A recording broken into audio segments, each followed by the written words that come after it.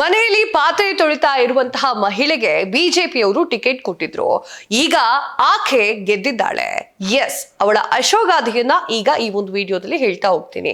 Hi hello ನಮಸ್ಕಾರ, ನೀವು ನೋಡ್ತಾ ಇದ್ದೀರಾ ಸ್ಪೇಡ್ ನ್ಯೂಸ್. ನಾನು ಕಾವ್ಯ ಹೆಗ್ಡೆ. ದೇಶ ಭಾರಿ ಕುತೂಹಲದಿಂದ ಎದುರು ನೋಡ್ತಾ ಇದ್ದಂತಹ ಪಶ್ಚಿಮ ಬಂಗಾಳ ಚುನಾವಣೆ ಫಲಿತಾಂಶ ಹೊರಬಿದ್ದಿದೆ. ನಿನ್ನೆ ಬಿಜೆಪಿಯು 200ರ ಗಡಿಯನ್ನ ದಾಟಿ ಹೋಗಿದೆ.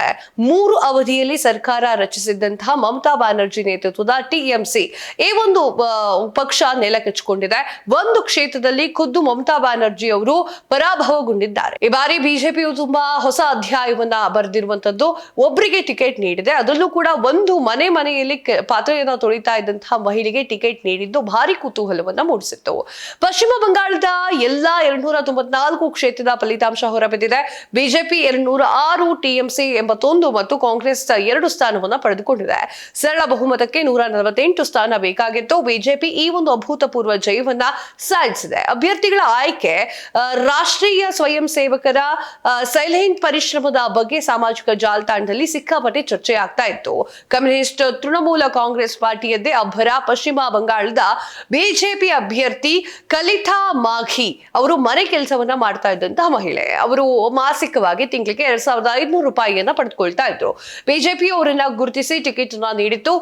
ಪರಿಶಿಷ್ಟ ಜಾತಿಗೆ ಮೀಸಲಾಗಿದ್ದಂತಹ ಜೌಸಾಗ್ರಾಮ್ ಕ್ಷೇತ್ರ ಬಂಗಾಳದ ಪೂರ್ವ ಒಂದು ಬರ್ಧಮಾನ್ ಜಿಲ್ಲೆಯ ವ್ಯಾಪ್ತಿಗೆ ಬರುತ್ತೆ ಮತ್ತು ಲೋಬಪುರ ಲೋಕಸಭಾ ವ್ಯಾಪ್ತಿಗೆ ಒಳಪಡುತ್ತೆ. 1967 ಅದರಿಂದ 2011ರವರೆಗೂ ಕೂಡ 10 ಚುನಾವಣೆಯಲ್ಲಿ ಇದ್ದಂತಹ ಕಮ್ಯುನಿಸ್ಟರು ಗೆದ್ದಿದ್ರು.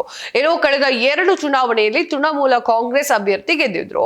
ಕಳೆದ ಬಾರಿಯ ಚುನಾವಣೆಯಲ್ಲಿ ಸೋತಿದ್ದಂತಹ ಕಲಿತಾ ಅವರು ಈ ಬಾರಿ ಸಿಕ್ಕಾಪಟ್ಟೆ ದೊಡ್ಡ ಮತದಿಂದ ಗೆಲುವನ್ನ ಸಾಧಿಸಿದ್ದಾರೆ. 2021ರ ಚುನಾವಣೆಯಲ್ಲೂ ಕೂಡ ಕಲಿತಾ ಅವರು ಬಿಜೆಪಿಗೆ ಟಿಕೆಟ್ ಅನ್ನ ನೀಡಿತು. ಆದ್ರೆ ಟಿಎಂಸಿ ಅಭ್ಯರ್ಥಿಯ ವಿರುದ್ಧ 11,815 ಮತಗಳ ಅಂತರದಿಂದ ಅವರು ಸೋಲನ್ನ ಅನುಭವಿಸಿದ್ರು. ಆದ್ರೂ ಕೂಡ ಪಾರ್ಟಿಯ ಕೆಲಸವನ್ನ ಮಾಡಿಕೊಂಡು ಕಲಿತಾ ಅವರು ಮತ್ತೆ ಟಿಕೆಟ್ ನೀಡಲಾಗಿತ್ತು. ಸಂಘದ ಕಾರ್ಯಕರ್ತರು ಅವರ ಗೆಲುವಿಗೆ ಸಿಕ್ಕಾಪಟ್ಟೆ ಸಂಭ್ರಮವನ್ನ ಪಟ್ಟಿದ್ದಾರೆ. ಇಷ್ಟೆಲ್ಲ ರಾಜಕೀಯ ಕೆಲಸವಿದ್ರೂ ಕೂಡ ಮನೆಯಲ್ಲಿ ಪಾತ್ರೆಯನ್ನ ತೊಳೆದು ಕೆಲಸವನ್ನ ಇವರು ಮುಂದುವರಿಸಿಕೊಂಡು ಹೋಗ್ತಾ ಇದ್ರು. ಸಾಮಾಜಿಕ ಕಾರ್ಯಕರ್ತೆ ಕಲಿತಾ ಅವರು ಜೌಸಾಗ್ರಾಮ್ ಕ್ಷೇತ್ರದ ಸ್ಪರ್ಧಿಯಾಗಿದ್ದಂತಹವರು ಹಾಗೂ ಟಿಎಂಸಿ ವಿರುದ್ಧ 12,535 ಮತಗಳ ಅಂತರದಿಂದ ಗೆಲುವು ಸಾಧಿಸಿದ್ದಾರೆ. ಕಲಿತಾ ಅವರು 1,07,692 ಮತಗಳನ್ನ ಅವರು ಪಡೆದುಕೊಂಡರು. ಆ ಮೂಲಕ ಕಳೆದ ಬಾರಿಯ ಸೋಲಿಗೆ ಈ ಬಾರಿ ಸೇಡನ್ನ ತೀರಿಸಿಕೊಂಡಿದ್ದಾರೆ. ಕಲಿತಾ ಅವರ ಪತಿ ಪಂಚರ್ ಶಾಪ್ ನಲ್ಲಿ ವರ್ಕ್ ಮಾಡ್ತಾ ಇದ್ದಾರೆ. ಅತ್ಯಂತ ಬಡತನದ ನಡುವೆಯೂ ಕೂಡ ಸಾಮಾಜಿಕ ಸೇವೆಯಲ್ಲಿ ತೊಡಗಿಕೊಂಡಿರ್ತಾರೆ. ಇನ್ನು ಸ್ಥಳೀಯ ಬಿಜೆಪಿ ನಾಯಕರು ಮತ್ತು ಸಂಘದ ಪ್ರಮುಖರು ಗುರುತಿಸಿಕೊಂಡಿದ್ದಾರೆ. ದೆಹಲಿಗೆ ಇವರ ಬಗ್ಗೆ ಮಾಹಿತಿಯನ್ನು ನೀಡಿದ್ರು. ಗೆದ್ದ ನಂತರ ಕಲಿತಾ ಅವರು ಮಾತುಗಳನ್ನ ಆಡ್ತಾರೆ. ನಾನು ಜನರ ಸಂಕಷ್ಟವನ್ನ ಹತ್ತಿರದಿಂದ ಬಲ್ಲೆ. ಸಾಮಾನ್ಯ ಮಹಿಳೆಯರಿಗಾಗಿ ನಾನು ವಿಧಾನಸಭೆಯಲ್ಲಿ ಇವರ ಧ್ವನಿ ಆಗ್ತೇನೆ. ನನ್ನನ್ನ ನಂಬಿ ಪಾರ್ಟಿ ಅಂತ ಹೇಳ್ಕೊಂಡಿತ್ತು.